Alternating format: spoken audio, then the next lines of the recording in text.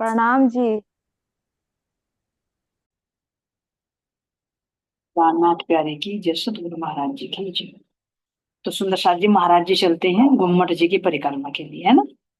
तो वहां पर जैसे वो राजा 8 वर्ष का बालक जो खेल रहा था, तो महाराज जी कहते हैं चलो परिक्रमा करके आते हैं ना, खेल खेल में तेरा ध्यान रहता है। और जब चर्चा करते थे तब भी की मतलब सुनता नहीं, अलग खेलता रहता है। तो महाराज जी ने हाथ हाथ पकड़ा, उंगली पकड़ी और ले जा रहे हैं, लेकिन उसके अंदर ये भाव है कि मैं और खेलूं, परिक्रमा में इच्छा नहीं है। तो ऐसा ही हम भी करें सुंदर से, जिस सदगुरु ने उंगली पकड़ रखी है लेकिन हमारी इच्छा संसार की है, लेकिन महाराज जी छोड़ने वाले नहीं। अब जैसे जैसे परिक्रमा करने लगे, तो बच्चा है, बचपन की बुद्धि है। तो जैसे चित्र बने हैं ना दीवारों पर बहुत सारे, तो उन चित्रों को देखने लगे, उनमें ध्यान चला गया। महाराज जी ले जाने परिक्रमा कर रहे हैं, लेकिन उसका ध्यान कहाँ पर है? चित्र। तो ऐसे सुंदर साथ जी महाराज जी ने हाथ पकड़ रखा, लेकिन अगर चलते चलते भी तो फिर भी ध्यान कहाँ पर है? अगर महाराज जी से भी जुड़ गए ना, तो यही कहेंगे महाराज जी मेरा ये काम बन जाए, महाराज जी मेरा काम है। तो हमारी बाल बुद्धि है, लेकिन फिर भी महाराज जी चले जा रहे हैं। तो चलते चलते क्या कह रहे हैं?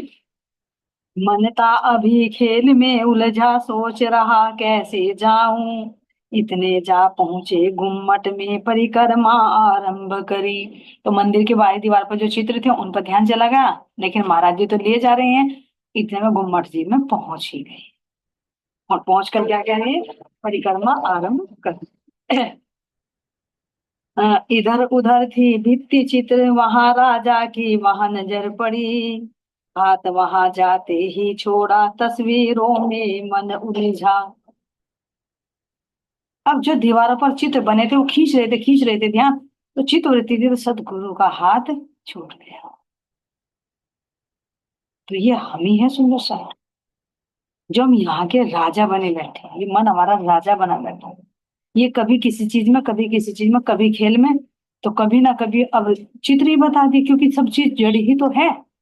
तो जड़ पर ध्यान चला गया। तो महाराज जी से क्या हुआ? हाथ छूट गया। और हाथ छूट जाएगा तो फिर क्या होगा? फिर फिरे ढूंढ। लेकिन थोड़े थोड़े जैसे चले यहाँ पर, कि भाई देखते देखते चले गए, फिर क्या कह रही हैं?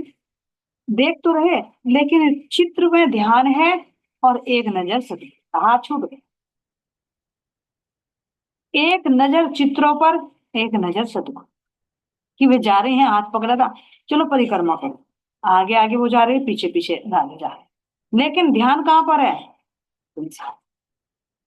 तो अगर हमारा ध्यान संसार में है और परिक्रमा हम फिर भी कर रहे हैं, तो सतगुरु नजर नहीं आए। ध्यान देना समझ। जैसे हम परिक्रमा करते हैं, देखा है, परिक्रमा कर रही हैं। हाँ हेलो भाई, कहाँ हो आप? अरे वहां इतने पैसे आने थे भाई, वो हुए नहीं काम? अरे घर में पोता ठीक है? ऐसा भी होता है। तो हम ही तो हैं भाई। शरीर घूम रहा है, परिक्रमा कर रहा है, लेकिन ध्यान कहाँ पर है? भित्ति चित्रों पर। भित्ति चित्रों पर माने भीत पर, दीवारों पर जो बने हुए चित्र। तो ये सारे दीवारों पर ही तो बने हुए चित्र हैं संसार में, अज्ञानता रूपी दीवार। अगर शरीर पर भी है, तो शरीर पर भी कई तो एक दीवार ही है, अष्ट धातु की दीवार। इस पे चित्र बने हुए हैं। अरे मैं चल रही हूँ तो मेरा कपड़े कैसे लग रही हैं, मेरी चाल कैसी लग रही है, अरे मैं अंगूठी पहन रखी है तो कैसी लग रही है। ये भित्ति चित्र पर ही ध्यान है हमारा। और सतगुरु से हाथ छूट। देखने के लिए भले ही हम परिक्रमा करें, भले ही हम आश्रम में, मंदिर में, बहुत गहरी बात है सुंदर साथी से। ऐसे नहीं महाराज जी ने अभी तक मतलब कैसे नहीं सुना, कि यदि तुम्हारा ध्यान संसार में है, या अपने शरीर पर है, या किसी पर भी है, और शरीर से तुम अगर भक्ति में लगे हो, परिक्रमा ही नहीं, चाहे तुम मंदिर में ही क्यों ना बैठे, चाहे तुम आरती ही क्यों ना करे, चाहे तुम ध्यान ही क्यों नहीं कर रहे हो, लेकिन ध्यान कहाँ है? अगर ध्यान सतगुरु पर है तो हाथ नहीं छूटे, और अगर ध्यान संसार में है तो हाथ छूट जाएगा। शरीर परिक्रमा करता रहेगा, लेकिन ध्यान वही पर है। जैसे कहें कि मेहर का पाठ करते हैं या जाप करते हैं, तो जुबान चलती रहती है, हाथ में माला घूमती रहती है, लेकिन मनवा तो दसों दिस फिरे, ये तो सुमिर नाई। छूट गई।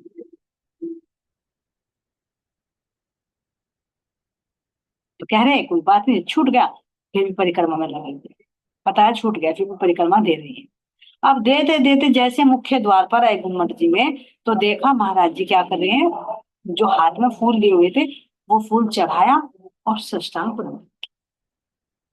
अब झुकते हुए तो नजर आए, लेकिन फिर अंतर ध्यान, नजर नहीं आए कहाँ पर आए। तो कह रहे, एक फूल था उनके कर में, मंदिर का जब आया द्वार, बैठ गए पंजों के ऊपर, पुष्पारण कर करी जूं गुहार। अब एक फूल उनके हाथों में था, जब मंदिर का द्वार आया तो अपने पंजों पर बैठ गए। पंजों पर मतलब जो घुटने टेक लेते हैं, इस तरह से घुटने टेक कर ऐसे बैठ गए और पुष्पार्पण कर करी गुहार। एक जो फूल हाथ में दिए हुए था, वो उन्होंने क्या किया, अर्पण किया। अब यहाँ पर कह रहे हैं, झुकते तो देखे द्वारे पर, लेकिन फिर नजर नहीं पड़े, कुछ भ्रम सा उपजा राजा को, लगा खोजने इधर उधर। अब जैसे सतगुरु महाराज जी आए वहां पर, तो उन्होंने जो प्रणाम की, थोड़ा सा वहां पर आए, तो वो राजा के हाथ में भी फूल था, वो भी आए।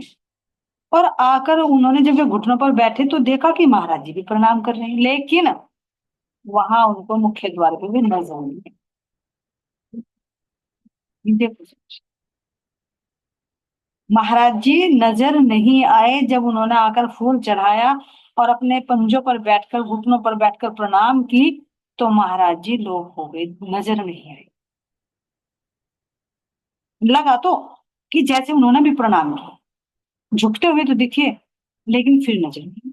अब जब सतगुरु ना नजर आए, अभी तो बच्चा ही है, परिक्रमा करके आए, हाथ पकड़ पकड़ के आए, रास्ते का भी नहीं पता, और सतगुरु लोप हो जाए, तो बेचैनी हुई, कहाँ गए, कहाँ गए गुरु महाराज जी, तो फिर सारे में ढूंढ फिरे, लेकिन कहीं नजर ना आई। फिर परिक्रमा भी देते रहे, भाई इधर होंगे, उधर होंगे, उधर होंगे, ये कहे कि आठों दिशा में ढूंढ फिर गुम्मट जी के, लेकिन कहीं नजर। आखिर में सोचा कि जहां सतगुरु अंतर ध्यान हुए थे, चलो वहीं देखता हूँ, वहीं देखते हैं, चलो वहीं ढूंढ। तो जैसे ही दरवाजे पर आए, फिर गुम्मट जी के मुख्य द्वार पर, तो सतगुरु जो प्रणाम कर रहे थे वह उठते हुए नजर।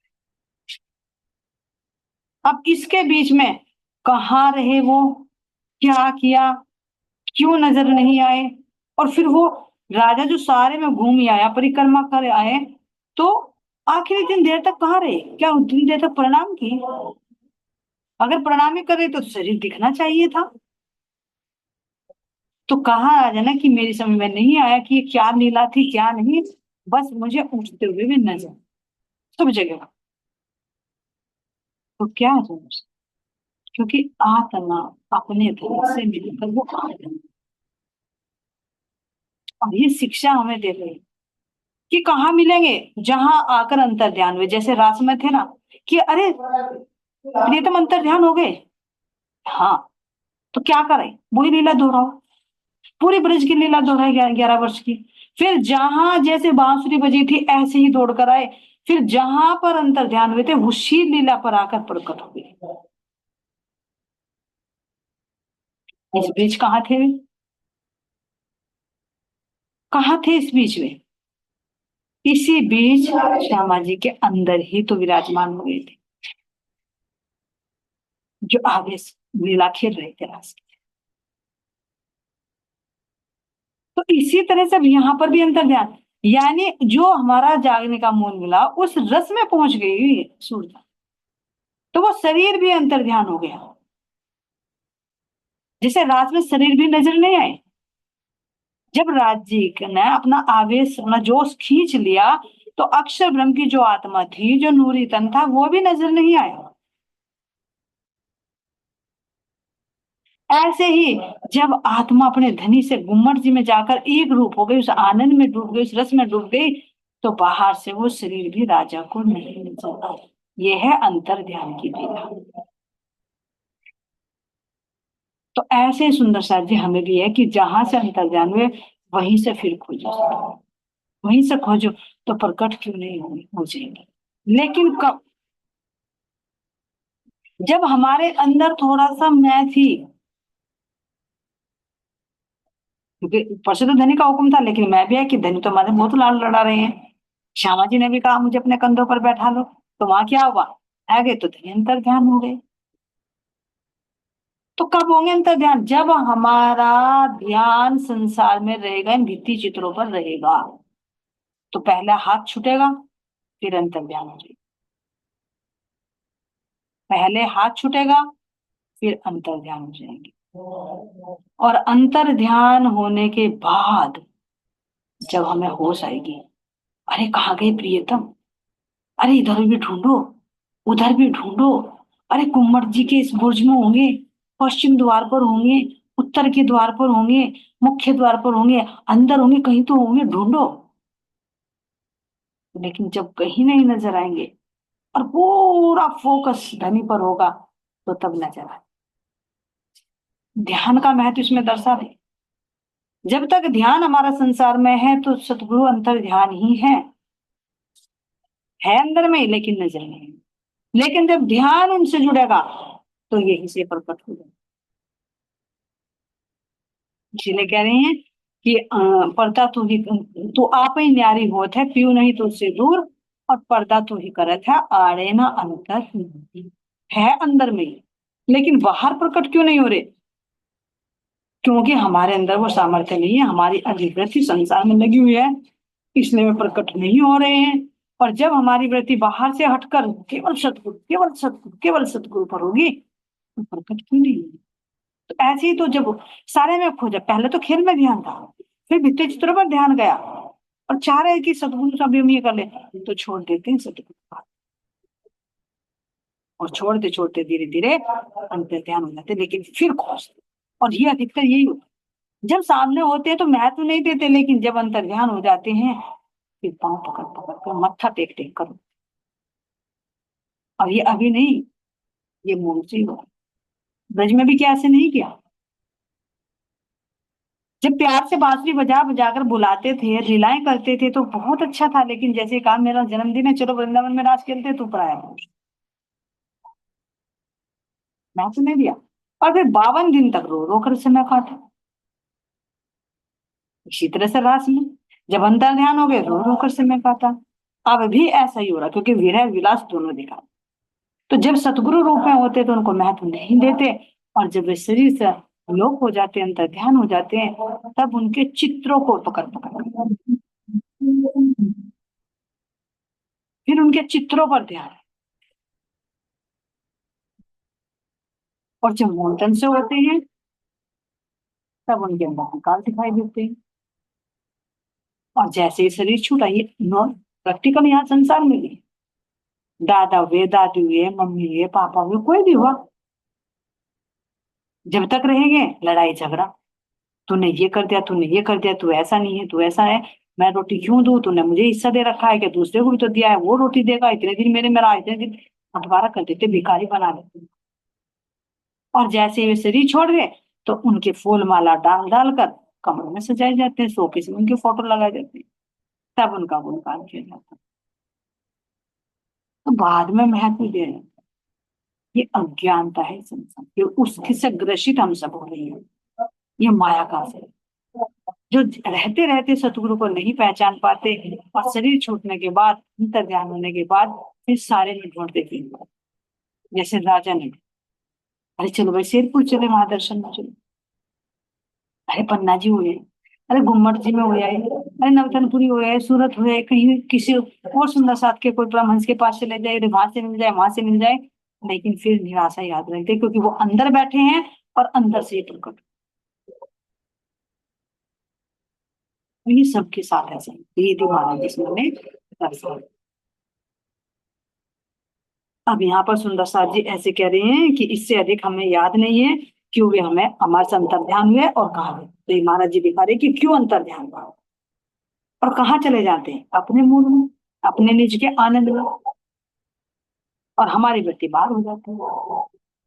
तो ये घटना गुम्मट जी में परिक्रमा देते समय घटी।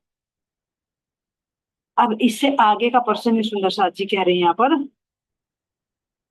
अंगनाओं की खातिर अपनी उतर आए श्रीमान, लेकिन यहाँ किसी ने प्रभु सा दिया न आदर मान। अपनी अंगनाओं की खातिर ही तो उन्होंने ये तन धारण किया हम जैसे लोगों के लिए, लेकिन जो मान जो सम्मान हम प्रधान में देते थे वो यहाँ हम नहीं दे पाए, क्योंकि उनको हम पहचान नहीं पाए।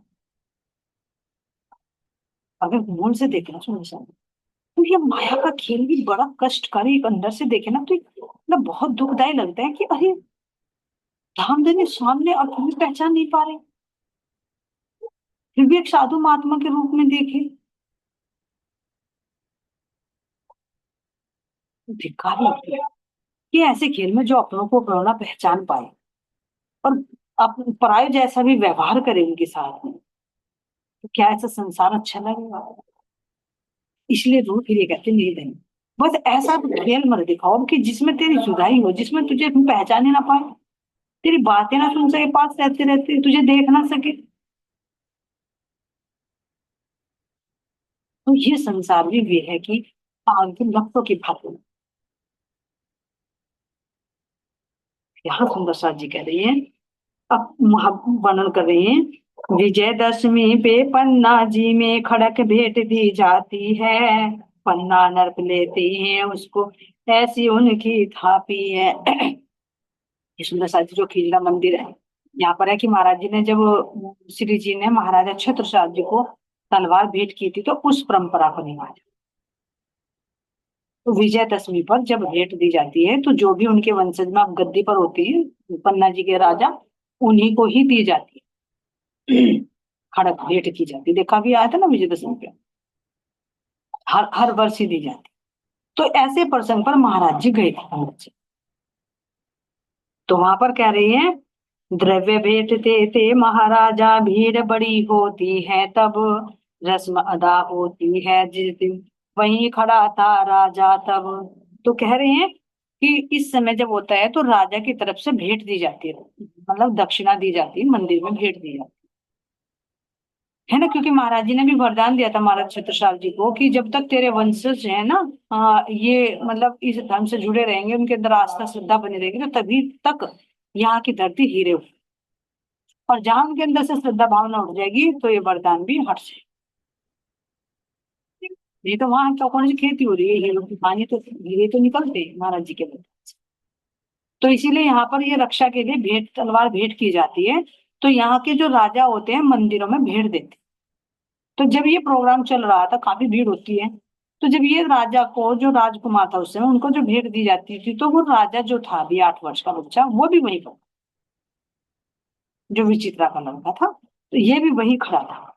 तो कह रहे हैं, इंतजाम इंतजार थी पन्ना नर्प के आए बड़ी देर के बाद, चले आए बाजे बजते हुए राजकुमार भी उनके साथ। तो अब राजा जो तो बैंड बाजे बजाकर आई सवारी उतरी, तो राजकुमार भी उनके साथ थे, जिनको तलवार भेंट दी जानी थी। तो राजा थोड़े से लेट से आए थे अपने राजकुमार को लेकर। पूजन इत्यादि के पीछे परिक्रमा लो मंदिर की, भेंट खड़क फिर की राजा को, भीड़ न पूछो उस दिन की। तो कह रहे पहले मंदिर में आए, पूजन वगैरह किया, फिर परिक्रमा की, और फिर उसके बाद तलवार भेंट करने का प्रोग्राम था। तो उस समय बहुत भीड़ थी। तो कह रहे कि बड़े बड़े भी जो हैं, पन्ना जी की गादी पर जो बैठे थे और वहां के मठाधीश भी हैं, जो वे सब वहीं पर खड़े थे, और राजा भी उनके साथ में सटकर खड़ा था। तो यहाँ पर कह रहे हैं, सीताराम मुलाजिम अपना सटा खड़ा राजा के साथ, वातावरण शांत था एकदम, पन्ना धीश बहुत थे पास। जो पन्ना ट्रस्ट के जो अधिकारी वो सब थे वहां पर, राजा भी था, और राजा के साथ में महाराज जी कहे जो मेरा मुलाजिम था सीताराम, वो भी वहीं राजा के बराबर में ही खड़े, क्योंकि ये अब प्रोग्राम होना है। तो वातावरण बहुत शांत था। और तो जैसे ही कह रहे कि पन्नाधीश बहुत थे पास, 1 रुपया देख भेंट का राजा बोला सीताराम, महाराज होते हुए केवल 1 रुपए से करी प्रणाम। जो कह रहे ना कि जो राजा आते हैं तो पहले मंदिर में भेंट अर्पण करते हैं, द्रव्य की यानी धन की। तो जो तलवार भेंट की जानी थी, और तलवार भेंट की, और उसके बाद में जब माथा टेका तो माथा टेक कर 1 रुपया। अब ये बात वो राजा देख रहा था, ज्यादा बड़ा तो नहीं था लेकिन फिर भी बच्चा था। एक बेझिझक कह दिया बहुत जोर से कि ये देखो भाई, इतने बड़े हैं सीताराम जी, ये देखो इतने बड़े राजा महाराजा हैं और 1 रुपया भेंट में दे रहे हैं। बड़े ताज्जुब की बात है, इससे चोखे तो हम ही हैं। क्या कहा? क्यों कहा कि हम चोखे? क्योंकि उन्हें भी शायद पता होगा कि भाई हम महाराज जी पर मतलब इतना खर्च करते हैं, सब अपने खर्च से लेकर आए सुंदर साथ को। महाराज जी ने कहा था कि भाई कई 6,000 का खर्चा आसपास आएगा पर लग जाने पर। तो उन्होंने कहा इससे अच्छे तो हम ही हैं भैया, भले ही हम गरीब हैं, ये छोटे राजा हैं चंद के, लेकिन ये इतने बड़े राजा होकर पन्ना के और 1 रुपया भेंट दे रहे हैं। अब जब ये बात कही जोर से तो सब भौचक्के हो गए, क्योंकि इतने जोर से कहा, धीरे से नहीं कहा। तो और उसके बाद तो मैं जैसे झिझक भी नहीं थी। तो अब देखा कि भैया ये तो छोटा मुंह और बड़ी बात हो रही है। इतना छोटा सा बच्चा ये कह रहा है कि भैया ये तो इससे चोखे तो हम ही हैं, 1 रुपया दे रहे हैं, तो ये बात सबको चुभी। क्योंकि ये स्पष्टवादिता भी किसी किसी के अंदर होती है, नहीं तो शर्म के मारे, झिझक के मारे कोई बोल नहीं पाता हम जैसे। तो यहाँ पर कह रहे हैं, राजा के ढिंग आकर पूछा किसके लड़के हो बेटा। सुन दिया राजा ने परिचय चंद सिने के राजकुमार। तो जो राजकुमार था उसने जब मत्था टेका, जिसको तलवार भेंट की जानी थी, तो उसने 1 रुपया चढ़ाया। तो उसने जब जोर से कहा तो जो राजा था उसने भी सुन ली थी बात। तो तुरंत आया, पीठ थपथपाकर पूछा कि बेटा क्या तू कौन है जो इतनी बड़ी बात कह रहा है कि 1 रुपया तुम्हारे से चोखा है? तो है कौन? अगम चल सिने के राजकुमार है ना। तो ये देखो सुंदर साथी, एक लोगों में खून जो होता है तो उसका असर भी होता है, और अंदर से महाराज जी का बल है। तो कहा अब तो चंद सिने के राजकुमार है। पीठ ठोक कर दी शाबाशी, इस प्रकार दर्शाया प्यार। झल से पर से पन्ना नर्प ने उसे बिठाया अपने पास। उसकी बातों से वो दुखी नहीं हुए। देखो सुंदर सा जी, ये राजा की भी नम्रता है। हम जैसे होते तो ना कहते कि अरे महाराज जी कौन से पैसे को ले रहे, तो भाग के भूखे हैं, चाहे कितना दे तो धन ले रहे हैं, 1 रुपया कुछ कम है। और तेरी हिम्मत कैसे हुई यहाँ ऐसा कहने के लिए, हमारे सबका हमारा अपमान कर दिया सबके सामने। नहीं, राजा जी के अंदर कितनी विनम्रता है। उसने शाबाशी दी कि अंकुशर तूने हमारी आंखें तो खोली। पीठ थपथपाकर शाबाशी दी और फिर इतना सम्मान दिया कि जैसे सवारी निकलती है तो उसको गादी पर अपने पास में बैठा सवारी, कि भाई आ तू। शायद राजा की बातों पे उन्हें हुआ हो कुछ एहसास। वस्त्र और धन श्री सतगुरु ने वितरण अपने हाथ किया। जो जिस लायक था वैसा ही सतगुरु ने सम्मान दिया। तो क्यों बैठाया अपने पास कि भाई ये तो बच्चा बहुत बेझिझक बोलने वाला है, और बड़े काम की बात की इसने। और ये भी डरा नहीं, पूछा कौन है तू? नहीं तो डर जाते, अरे गलती हो गई कोई बात नहीं, हम भी दर्जने के राजकुमार है, तुम्हारे से चोखे हैं। वो इतने बड़े पद पर होकर तुम इतना सा 1 रुपया दान कर रहे हो। ट्रस्ट का खर्चा भी है, मंदिर का भी खर्चा है, सब कुछ है, तो राजा की जिम्मेदारी होती है। तो कह रहे कि शायद राजा को कुछ एहसास हुआ, जिसलिए उन्होंने उनको फिर अपने पास में ही गद्दी पर बैठाया, जल से जब शोभा यात्रा निकलती है। तो अब यहाँ पर कह रहे कि जब प्रोग्राम हो लेता है तो भाई जो होते हैं हम आश्रम में रहने वाले, उनको वस्त्र और पैसे दिए जाते हैं। जो मंदिरों में सेवा किए जाते हैं या बाहर से भी आते हैं, है ना, संत महात्मा आते हैं, तो सबको दक्षिणा के रूप में दिया जाता है। गरीब होते हैं उनको भी दिया जाता है, क्योंकि मंदिर में चढ़ावा, मंदिर वाले तो नहीं सब कुछ अपने पास रखते, है ना, बांट देते प्रसादी के रूप में। तो यहाँ पर जो वस्त्र और धन जो बांटने थे वो सतगुरु महाराज जी के हाथों से बने, सतगुरु श्री रामदेव महाराज जी। तो कह रहे हैं कि जो जिस लायक था वैसा ही सतगुरु ने सम्मान।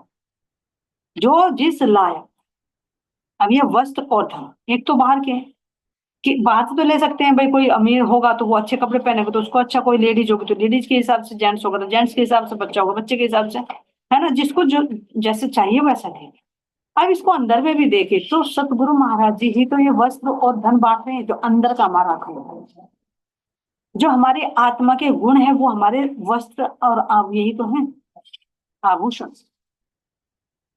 तो कह रहे जो जिस लायक है उसको वो बांटा। तो आज हमारे सतगुरु ये धन बांट रहे हैं, जो जिस लायक होता है, जिसकी जितनी चलनी होती है, जिसकी जितनी कसनी होती है, जिसकी जितनी कैपेसिटी होती है, उसके अकॉर्डिंग ही तो धनी दे रहे हैं वजूद के हिसाब। तो इस सदगुरु अब पूरे अपने हृदय को खोलकर ये अखंड धन हमें बांट।